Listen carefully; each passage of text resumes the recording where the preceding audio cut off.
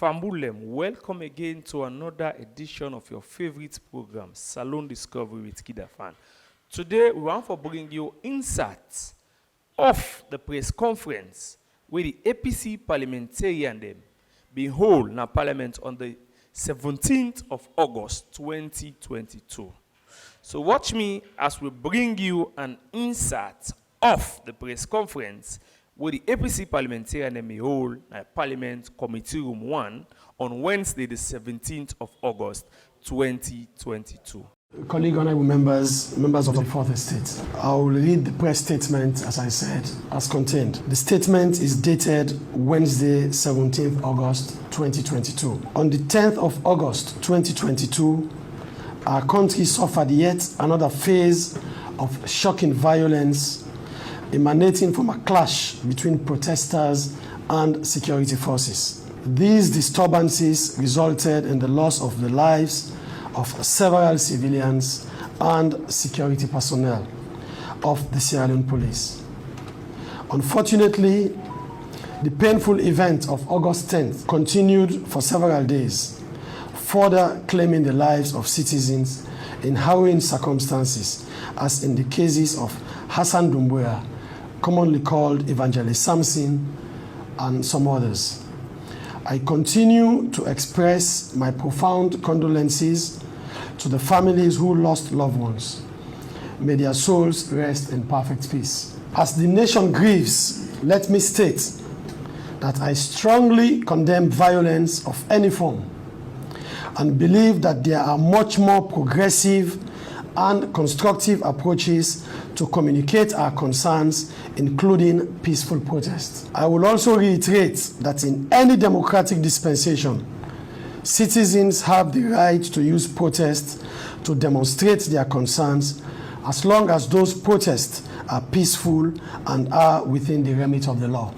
Again, I note that citizens, including Mohamed Kamara, popularly known as Medke, of the All People's Congress, were arrested even before the 10th of August demonstrations and are still in detention.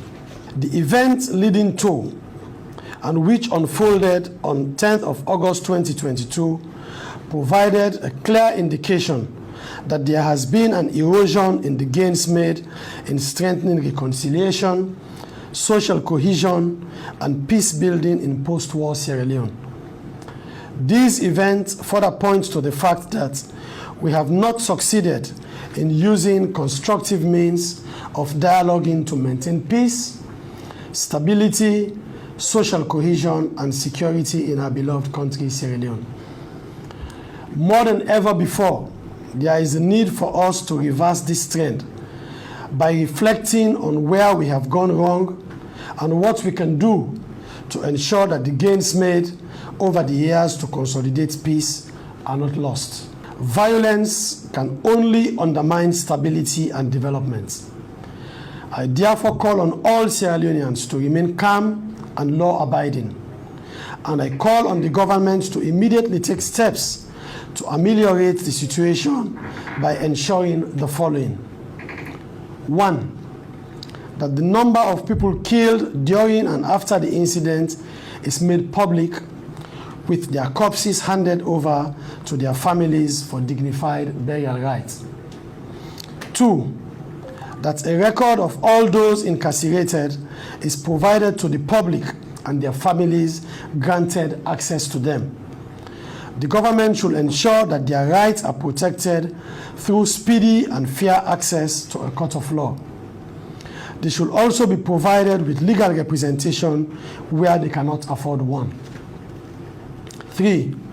In line with the above, I endorse the call for an independent committee to speedily and conclusively investigate the August 10 demonstrations and its aftermath. However, it must be ensured that the composition and conduct of the committee is credible and non-partisan, with the sole aim of providing truthful findings and profile recommendations that will, amongst other things, help to provide redress for the families of victims.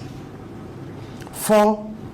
Let me take this opportunity also to call on the Interreligious Council and other civil society organizations, our Council of Paramount Chiefs, and community leaders to mobilize and take the right steps in engaging all relevant stakeholders with the aim of helping to promote reconciliation, healing, and social cohesion in our beloved country. I cannot overemphasize the role of the civil society in the consolidation of democratic good governance in Sierra Leone as we draw closer to the 2023 elections. 5, I also call on the international community to continue providing the required political support and inspire the much needed political will to overcome the challenges that our nation is currently contending with. In conclusion, let us be reminded that what unites us is mightier than what divides all. May God grant us the peace and serenity that we deserve and seek to achieve in Sierra Leone. I thank you. Fambulem, that's not been Cherno Majuba, the head of the opposition in parliament. They read that statement to pressmen them.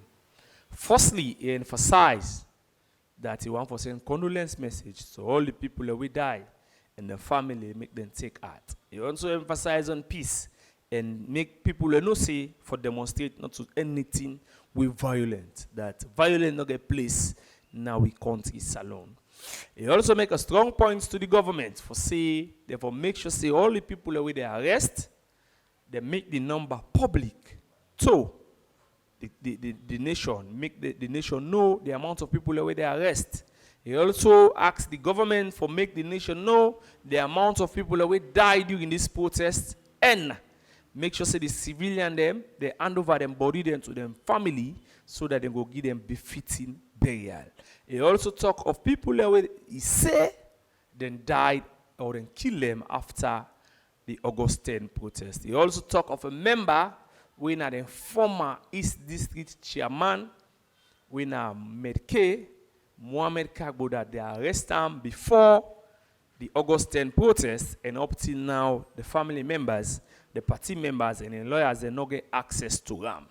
So he asked the government for make sure say then grant in lawyers them, family members them, party members them access to Medke. And also the people that they arrest, then give them speedy trial and make sure say they get representation in the courts. So till we meet again in another edition of your favorite program, Salon Discovery with KID-AFAN. I want to say thank you to my cameraman, Mohamed Sky Bangoa, to my executive producer, Dr. Aissatou Kake Jallo. Me will bring you this program, now Ishmael Dadis Bangoa. So till we meet again, make sure say you subscribe to this channel for more news from Sierra Leone.